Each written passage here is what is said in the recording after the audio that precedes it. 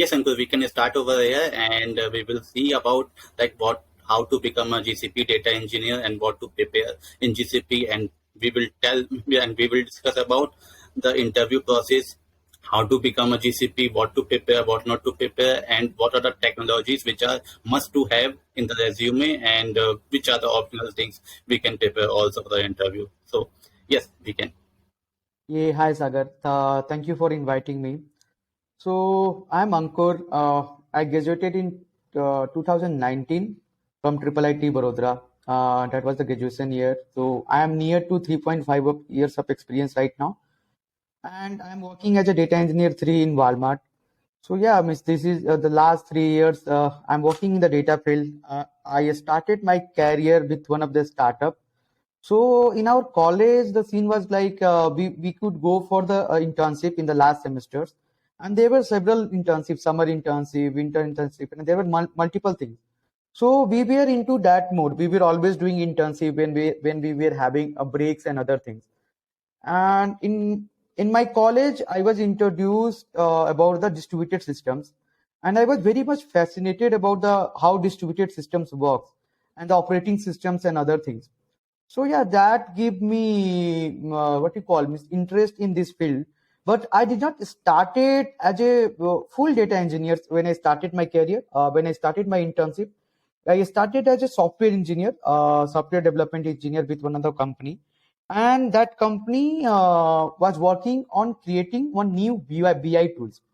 So we were trying to Okay. develop one BI tools which has the NLP features in that, and I was responsible. Machine learning concept Yeah, and all. so that Okay. company was focusing on trying to create some new BI tools like Tableau or Power BI. You might have heard Mm-hmm. about this Right. type of Right. uh, mm, dashboarding tools or the BI tools. So we were Reporting trying tool. to create one BI tools, and I was responsible for writing their backend code. So and then I started, then we started moving to the microservices, and in that there was one service which we used to call it data service, and that data service was responsible for powering the data management of all the BI tools that we were managing. So that gave me the hints that there is something called data engineering in very initial time of my career. When so after completion of 3-4 months of internship, I got the feeling that there is something called data engineering, which focuses on data and which focuses on when I say data, it means the big data, and it focuses on the distributed concepts. So I started learning the things. So we in the beginning we were simply writing the Python code, and we will using, you might have heard about the Django. So we were trying to create Right. the REST framework. We were trying to use Rest the API. REST API, and we were using that Django REST framework to write our API. But that gave me the feeling that how this data engineering projects are made, because we were trying to make that project, there was extracts was involved. We were trying to extract data from multiple source. Then there was some transformation that we were writing. Then we were doing some load. So that gave me the idea that yeah, there is some certain design which is called either ETL or ELT, that extract, transform, or load, or extract, load, and transforms. But at that time also I was not into the big data part. So, but I got to know that we can do. There are certain sets of problems where when we are working with data. So for me, the software engineering was divided into two parts. So I understood that when you are working in making some system scalable, means if you are trying to handle users, that's a different sets of problem. But when you are trying to handle data, that's a different sets of problems. Different, So yes, correct. yeah, so one of my seniors. So I was very lucky to have very good managers. Till now, I'm very lucky. Miss, what? So I worked with one of the brilliant managers. What I can say, and they were very much good with their jobs. They were actually writing their code. So there was one guy. His name, he's now senior data engineer in Rapido. So he introduced me. His name is Neil. So Sabya Sachinandi. So he introduced me about this data engineering part and other things.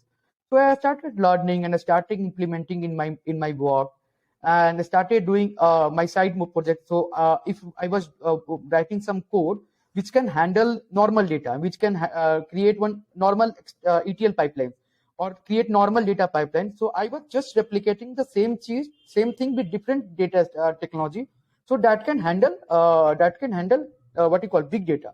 Let's suppose Big data thing. I was using pandas and numpy in initial part of my career to write my transformation, other things. So I moved to Spark. I started learning Spark, Apache Spark, and I try to do the same thing using the Apache Spark, and try to give the make some POC with my company, and try to talk to my managers or what we can do. And yeah, so and after that I worked with, you might have heard about. So अंकुर, जो जैसे आपने अभी ये जो अपना preparation बताया, वो अपने फर्स्ट कंपनी जहाँ पे आप इंटर्नशिप कर रहे Yes. थे, वहीं पे you tried to Yeah. learn all those stuff, Yeah, right? right. So वो And so startup, जो भी आपने sorry. जो भी आपने ये जो प्रिपरेशन करी, आपने कोडिंग सीखी होगी, डेटा का सीक्वल एंड ऑल्सो ऑन, ये सब चीजें सीखी होंगी, वो कहीं से वेबसाइट से आपने रेफर किया कि like any YouTube channel you can refer, any course you have taken? उस टाइम पे मुझे बहुत वीडियो देखने का इतना मुझे प्रॉब्लम होता था, मतलब video I used to think that it is consuming my time, so I started learning the documentations and other things. तो अभी मतलब सो आई गॉट स्टार्टअप था एक, तो पहली बात तो स्टार्टअप में ऐसा Yes. कोई होता नहीं है जो कि आपको बहुत ज्यादा ऐसे करे, मतलब सिखाए, हाँ, राइट. आपको ही सब चीज करना पड़ता है. तो अभी एक हम थे जो कि पूरा का पूरा डेटा सर्विस हैंडल करते थे, you can imagine, and we used to work with Motilal Oswal, HDFC bank, and they were good clients. So मैंने फिर मोतीलाल ओसवाल का पाइपलाइन डिजाइन किया था. तो जो आप मोतीलाल ओसवाल के स्टॉक रिकमेंडेशंस उनके page, website and portfolio app पे देखते हो, उसका मैंने डेटा पाइपलाइन डिजाइन किया था. और वो डेटा पाइपलाइन मैंने खुद से ही किया, मतलब वहां पे बहुत सारे लोग नहीं थे मुझे बताने के लिए. तो आई वॉज नॉट नोइंग कि Correct. मतलब जो हम कर रहे हैं वो सही है कि नहीं है. There was no one to verified it.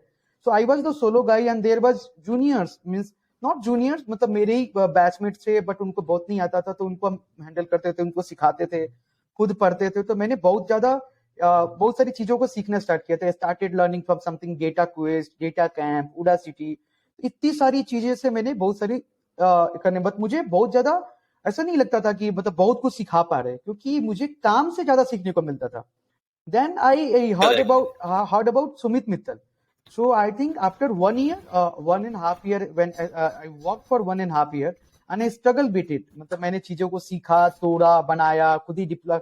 तो लेकिन वो मुझे ने वो दिया कि चीजें हैंडल कैसे होती है, full to full project scratch से कैसे बनाते हैं, डिप्लॉयमेंट, फिर डॉकर कैसे कंटेनराइज कैसे करना है, क्यूबरनेटिव्स, और ये सारी चीजों के बारे में मुझे आइडिया लग गया ऐसा.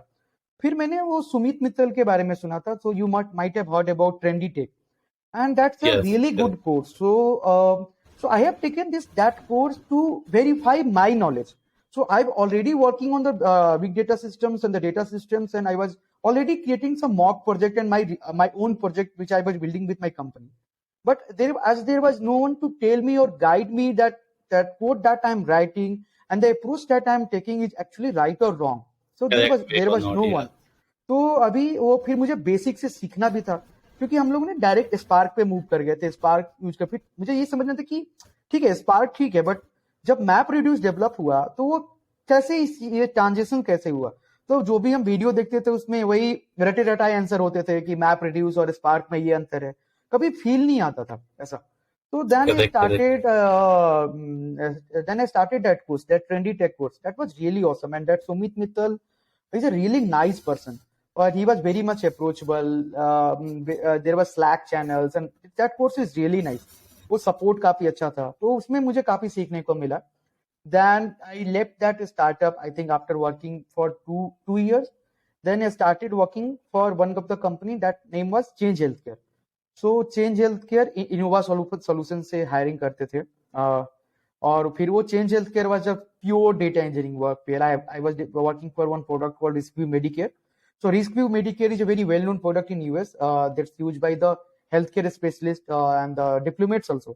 So US government के diplomats and the persons who are in the insurance domain, they use that project, and that was the live project. So that given me more exposure in the technology like Apache Spark, Druid, and the AWS technology like Glue, Athena, and the EMR, and yeah, this type of things. So yeah, I got to learn about all those tech stacks. Then I moved to Walmart. Walmart, and yeah, it's near to 3 or 4 months, and it has been awesome journey. That yeah, the learning journey is really nice. Yeah, correct. जैसे आपने बोला पहले आपने खुद से start किया, then आपको कुछ डिफिकल्टीज आए, like you were not known कि हमारा जो काम है वो हम सही कर रहे हैं, then you took a course Right. And you also learn a lot from this course I believe, and then you learn AWS skills and then you move to GCP I believe, Yeah. correct? Right. Right now you are working on GCP, so मतलब आप ये हम लोग के viewers जो भी देख रहे होंगे इस वीडियो को, ये बताना चाहोगे कि जो भी आपने कोर्स लिया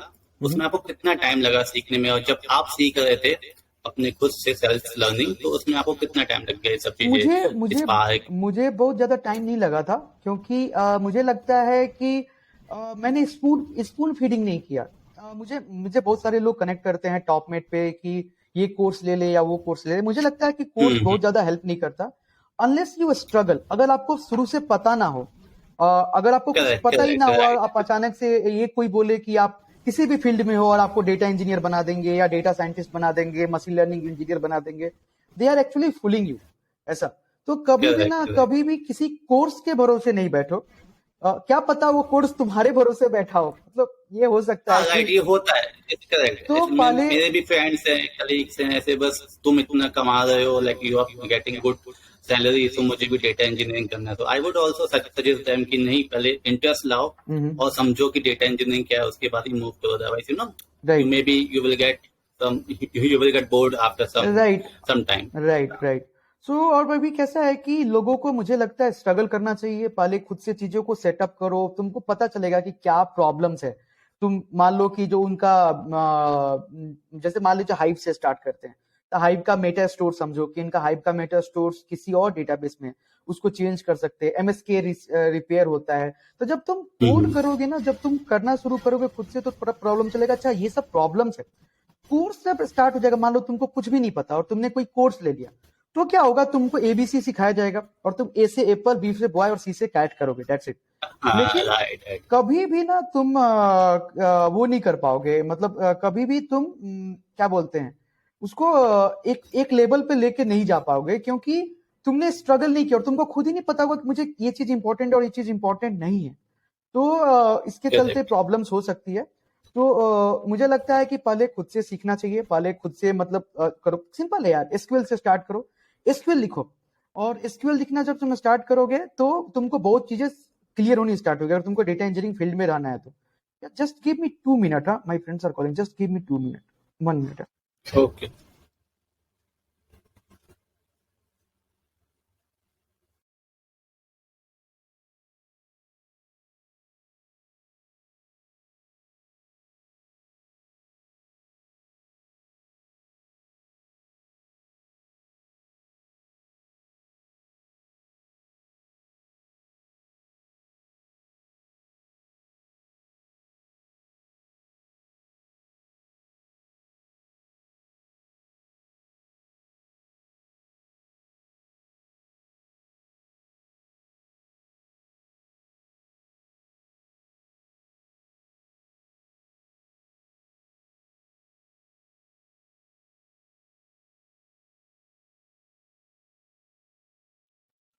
Yeah, sorry. So some of my friends are visiting and okay. Okay, so No, अपन बात कर रहे no थे, तो problem. जैसे बहुत ज्यादा कोर्स की जरूरत मुझे नहीं लगती। कोर्स करो, कोर्स करने में कोई बुराई नहीं, there is nothing good investment and investing on yourself. अगर वो पेड कोर्स भी है और अच्छा है तो जाओ उसके लिए, कोई प्रॉब्लम नहीं है। क्योंकि अगर तुम जो एक्स्ट्रा पर खर्च करते हो, अगर तुम खुद पे खर्च करते हो, there is nothing good then that. लेकिन उसके पहले तुम खुद से Right. इतनी सारी फ्री सोर्सेस अवेलेबल है, सिंपल है। तुम पहले ये समझो कि अगर तुमको डेटा इंजीनियरिंग पसंद है, पहले तो ये चीज है, ये नहीं कि तुम किसी भी फील्ड में हो और तुमको पता ही नहीं डेटा, पहले समझो कि डेटा इंजीनियरिंग होता क्या है, इनका प्रॉब्लम क्या है, क्या तुम सस्टेन कर सकते हो कि नहीं कर सकते हो। क्योंकि डेटा इंजीनियरिंग में आने के बाद it's a really boring job, it's not Boring job, right? Yeah. Interesting, right? Repeated काम कर रहे हैं रोज। या इट्स नॉट रिपीटेड। और उसके साथ साथ बहुत सारी चीजें, जैसे आपको लगता है बहुत सारी फैंसी, ये बिग डेटा, ये स्क्यूनेस, ये हैंडल करेंगे, ये हैंडल करेंगे, बट बहुत सारी टाइम्स तुमको डेटा वैलिडेट करने में जाता है। तो are you ready to invest that much time in doing that manual interventions and validating the data? और तुमको डेटा से प्यार है कि नहीं है? अगर नहीं होगा तो आई थिंक Correct. तो लॉन्ग मजा रन ही में नहीं तुम आएगी जॉब में। और पाइपलाइन मैनेज करना, पाइपलाइन फट जाती है प्रोडक्शंस में, कहाँ पे जाके प्रॉब्लम्स है, क्योंकि तुम्हारे पास में आज जो डेटा होता है कल जाके डेटा चेंज हो जाता है और तुमको भी बहुत आइडिया नहीं होता, तो बहुत सारी प्रॉब्लम्स होती है। तो मुझे लगता है कि पहले ये समझो कि डेटा इंजीनियर करते क्या है, डेटा इंजीनियरिंग में काम क्या है, क्या आप सस्टेन कर सकते हैं कि नहीं कर सकते। अगर आपको लगता है कि हाँ हम सस्टेन कर सकते हैं, तो मुझे लगता है कि अगर आप सस्टेन कर सकते हैं तो वो करना चाहिए। Just 1 minute. हाँ, यस, नो प्रॉब्लम।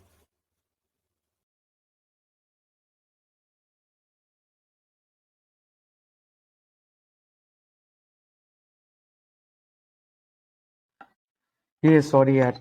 ओके, तो नो प्रॉब्लम, मुझे आई लगता कैन है कि one should start with SQL because whatever technology that is build on big data, let's suppose Apache Spark और any other technology, computing engine और query engine like BigQuery, Athena, every other things has that basis of what you call SQL. If someone can understand how to write SQL, अगर तुमको समझ में आता है कि कब तुमको ग्रुप बाय लगाना है, कब तुमको विंडोज फंक्शन लगाना है, कब डेंस रैंक लगाना है, कब रो नंबर लगाना है, कब तुमको कौन से ज्वाइन करने हैं, ये लेफ्ट ज्वाइन ऑप्टिमाइज होगा, किसके लिए राइट ज्वाइन लगेगा या सेमी ज्वाइन लगेगा या इनर ज्वाइन लगेगा, अगर तुमको ये सब थिंकिंग क्लियर है ना, तो it's very easy to grab big data technology. It's not hard, क्योंकि जब तुम सेम कोड या तो तुम स्क्यूएल में लिखोगे, जब तुम कोई भी बिजनेस ट्रांसफॉर्मेशन लिखोगे, स्पार्क में भी तुम डेटा फ्रेम एपीआई करके लिखते हो या कुछ भी करते हो, उसमें तुम वही टेक्नोलॉजी लगाते हो, तुम वहां पे ग्रुप बाय ही करते हो।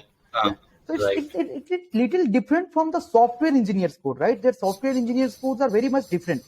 So that's why if you have heard that Scala is very much preferable right now. जो functional programming perspective है वो बहुत ज्यादा मार्केट में हाई है अभी with respect to object oriented programming, और बहुत लोग अच्छी कंपनीज, नॉर्मल कंपनीज पाइथन में वर्क कर रही है, बट जो भी टॉप की कंपनी है मोस्टली अच्छी कंपनीज स्काला वर्क कर रही है।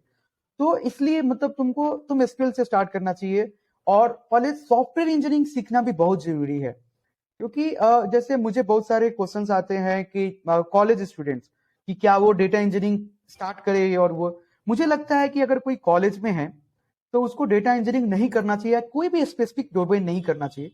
मुझे लगता है कि पहले किसी भी इंजीनियर को अगर वो आईटी में है, देन सी और he should become a good software engineer instead of becoming a data engineer, data scientist और ML engineer, because if you became a domain expert but you are writing bad code, so that's not going to help in longer run.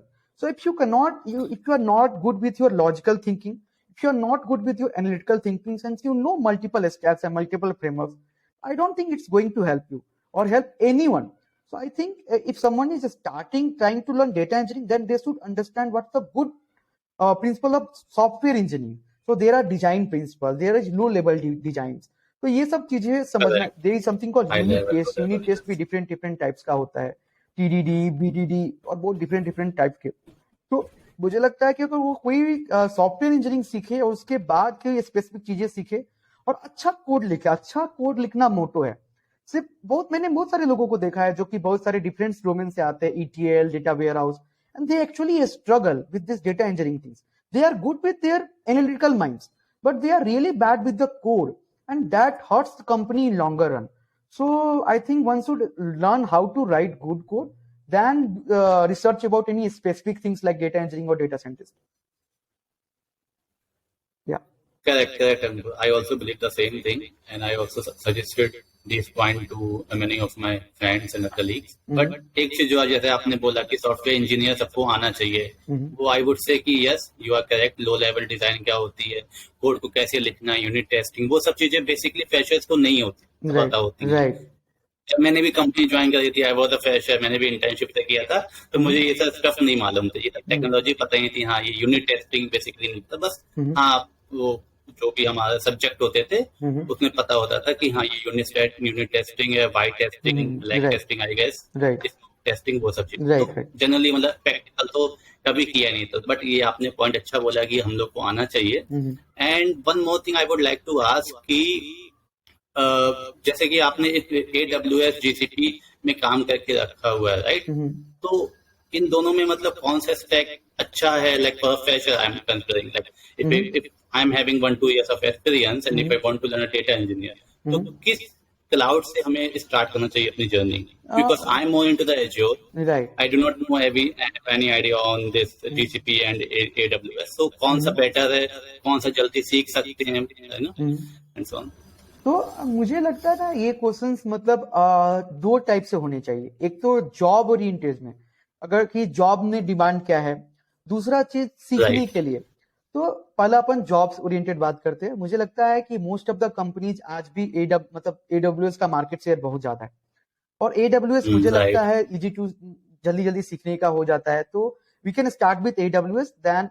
So what I feel, if someone is in the data engineering, they should understand the they should understand the distributed systems more than knowing about the cloud technology. Why I am saying this? Because अगर आपको distributed systems पता है तो आप किसी भी cloud technology में काम कीजिए. सपोज आप AWS में काम करते हो और आप एथीना के बारे में जानते हो, फिर आपको समझ में आता है कि यार there is something called Presto engines.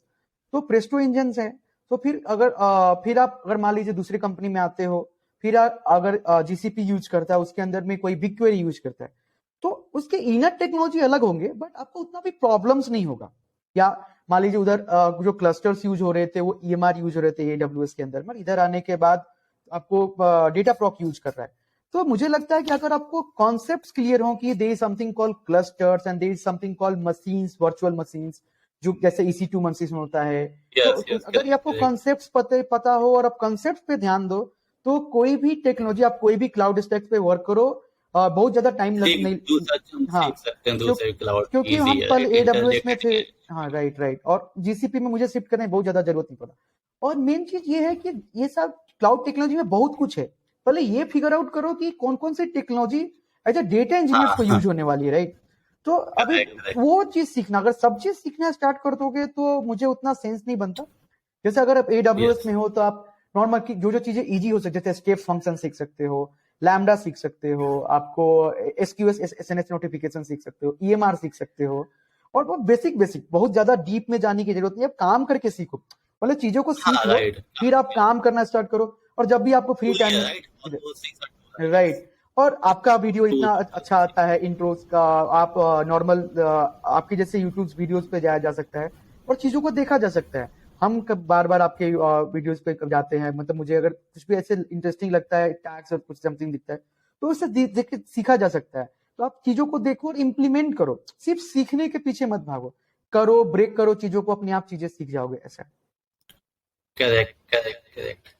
And yeah, Ankur, that is a good discussion. And one more thing I would like to ask that, जैसे कि जो मेरी जर्नी थी, मैंने एक सर्विस बेस्ड कंपनी से स्टार्ट किया, तो मैंने भी वहां पे बहुत कुछ सीखने को मिला मुझे. Like end to end project मिले, मल्टीपल प्रोजेक्ट मिले service based company, not only one project. And tools जैसे आपने बोला, ADF मैंने कहीं पे यूज किया तो कहीं पे ADB यूज कर लिया, किसी में मैंने Synapse means data warehouse मैंने यूज किया प्रोजेक्ट में.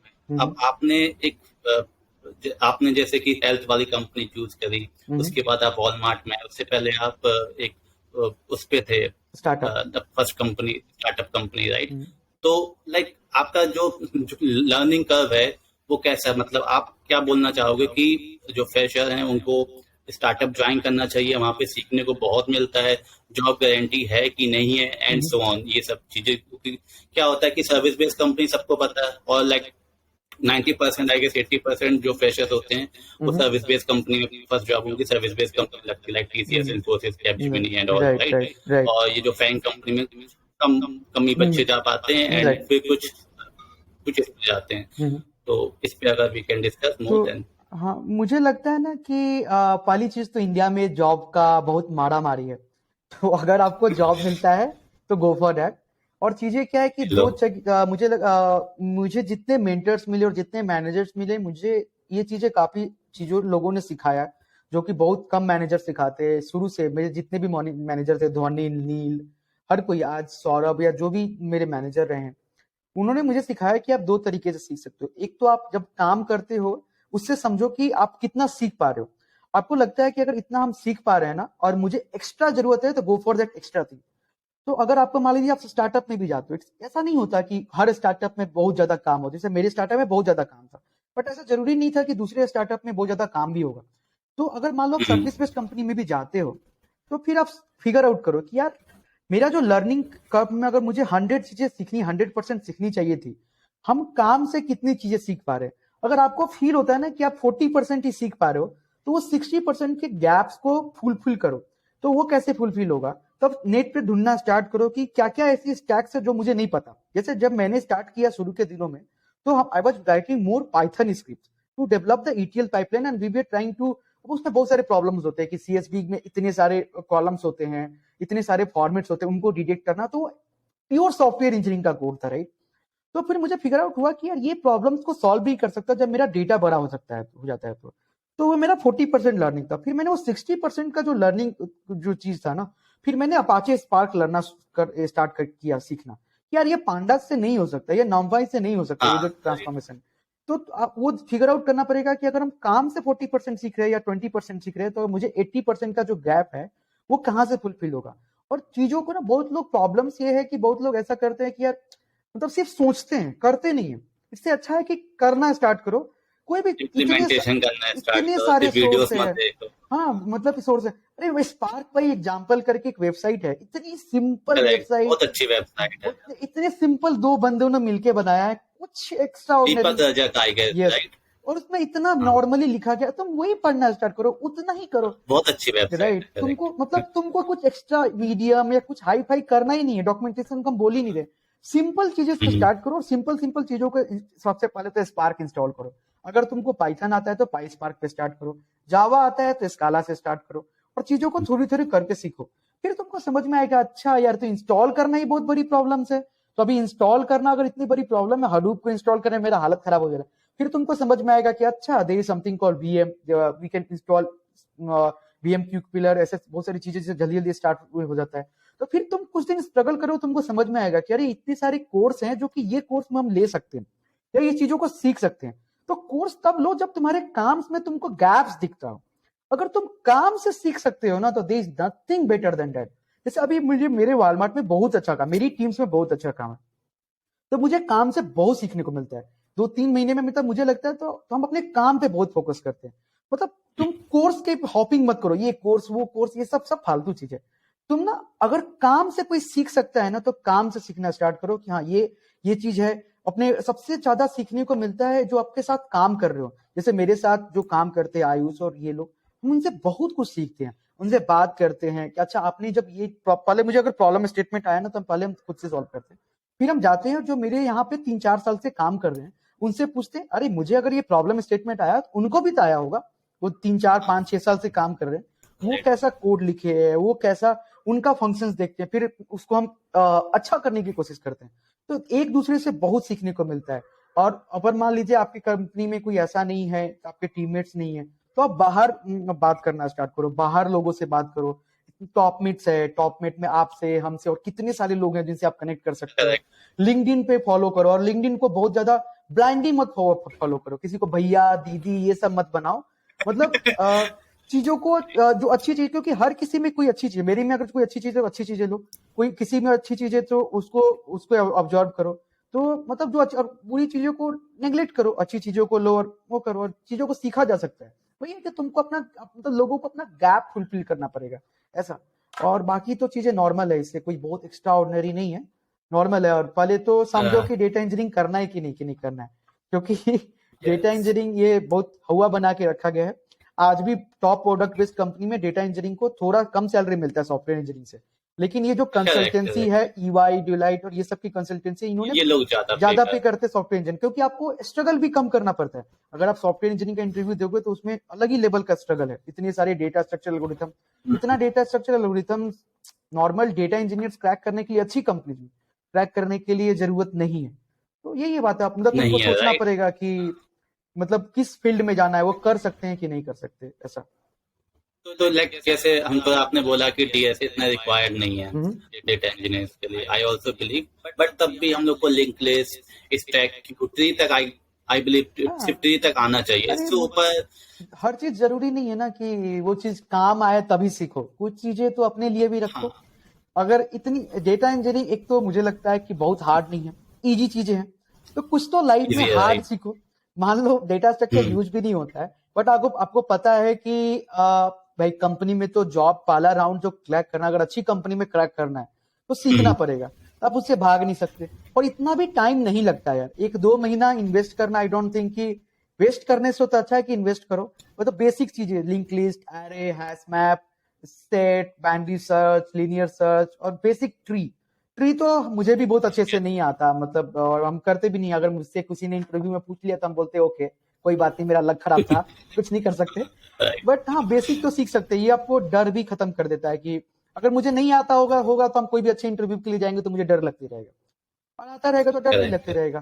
तो और हार्ड चीजों को सीखने में अपना अलग मजा है यार। मतलब क्या बोल, मतलब इजी चीजें तो कर ही लोगे, हार्ड चीजें इजी तो भाई रिपीटेड काम कर रहे हैं। हाँ तो लिंक लिस्ट में कुछ इतना बड़ी चीज नहीं है, लिंक लिस्ट तो राइट।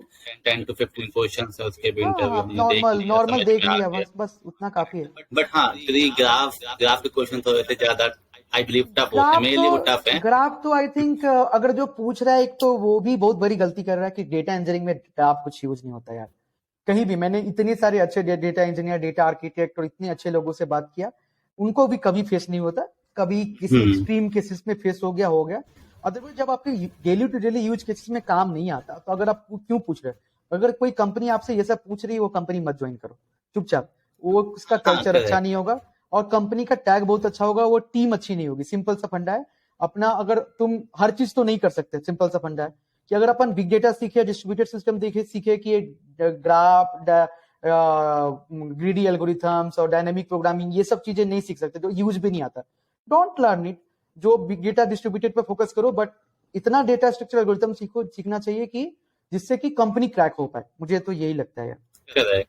तो उसमें array, string heap and then जैसे ट्री भी, मतलब मेरे एक फ्रेंड ने अभी वॉलमार्ट में इंटरव्यू दिया, तो उसने मेरे को बताया, उन्होंने ट्री पूछा था, हाँ, ट्रैवर्स कन्वर्ट ट्री बाइनरी को, ट्री और तो आनी चाहिए, मुझे लगता है बाइनरी ट्री आनी चाहिए। तो वो पूछा था। तो आई बिलीव ट्री तक ही इतना ही काफी है ना। अब Walmart is a product based company, बड़ी कंपनी है, तो इसमें इतना पूछा जा रहा, तो इतना ही पूछा जाता होगा दूसरी इससे कंपनी ज्यादा से। तो नहीं पूछा जाता, नॉर्मल क्वेश्चन है। और ऐसा भी नहीं है कि अगर आप वो आंसर नहीं दोगे तो आपको नहीं लेंगे, तो फिर रिजेक्ट हो जाओ, करेक्ट। राइट। अगर आप एड ऑन हो जाता है। यस, आप एसक्यूएल अच्छे से दो, दूसरा इंटरव्यू अच्छे से दो।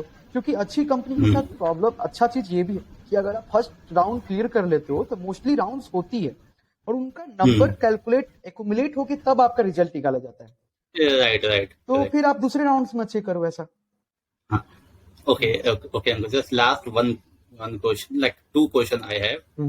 One thing, जब आपने इंटरव्यू दिया वॉलमार्ट में, उसका एक्सपीरियंस, आपको किस टाइप के क्वेश्चन पूछे गए, ब्रीफ में अगर इफ यू कैन यार वॉलमार्ट का tell us इंटरव्यू बहुत इजी है। वॉलमार्ट मतलब मुझे लगता है कि बहुत सिंपल सी कंपनी का सिंपल सा इंटरव्यू है वॉलमार्ट। और जो भी इंटरप्राइज R1 नंबर की कंपनी है, ये कॉन्फिडेंस तब आएगा जब आपको, एक तो आपने काम किया हो, काम करो, प्रोजेक्ट करोगे, प्रोजेक्ट का डे टू डे आपको प्रॉब्लम समझ में आता होगा ना, तो आपको खुद ही कॉन्फिडेंस अच्छा रहेगा। तो तुम बिग डेटा निकाल लोगे। या कोई अगर कोर्स भी कर रहे हो तो कोर्स ढंग से करो।